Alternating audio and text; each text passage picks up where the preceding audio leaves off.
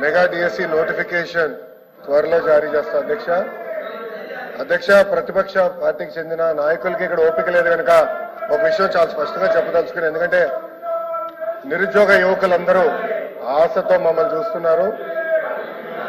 వాళ్ళందరికీ నేను సమాధానం చెప్పాల్సిన అవసరం ఉంది అధ్యక్ష.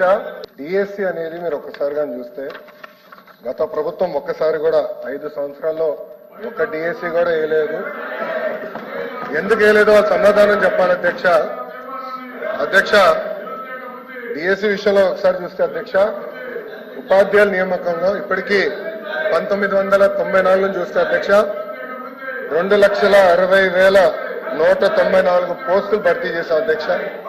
దాంట్లో అధ్యక్ష తెలుగుదేశం పార్టీ అధికారంలో ఉన్నప్పుడు 1,80,272 పోస్టులు భర్తీ చేస్తాం జరిగింది అధ్యక్ష. అంటే 70% టీచర్ పోస్టుల నియామకం ఒక తెలుగుదేశం పార్టీ హయాంలో జరిగిందని గౌరవ సభ్యులు ముందర తెలుసుకోవాల్సిన అవసరం ఉంది అధ్యక్ష.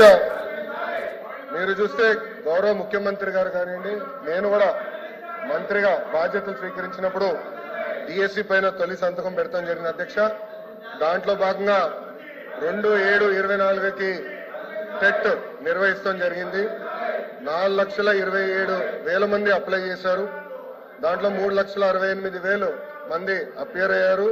1,87,000 మంది క్వాలిఫై అయ్యారు అధ్యక్ష. మీరు చూస్తే 3/10/24 నుంచి 21/10/24 వరకు టెట్ కూడా పూర్తి చేస్తాం జరిగింది అధ్యక్ష. 1 మ్యాన్ కమిషన్ రిపోర్ట్ త్వరలో రాబోతుందని మేము భావిస్తున్నాం అధ్యక్ష. ఎట్టి పరిస్థితుల్లో మార్చి నెలలో డిఎస్సి నోటిఫికేషన్ ఇచ్చే బాధ్యత మన ప్రభుత్వం తీసుకుంటుందని నిరుద్యోగ యువకులకి ఈ సభ సాక్షిగా నేను హామీ ఇస్తాం జరుగుతుంది అధ్యక్ష.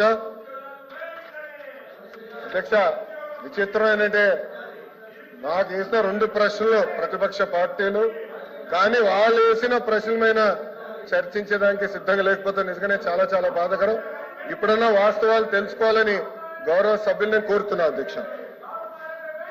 Question number 13,762 minister for energy.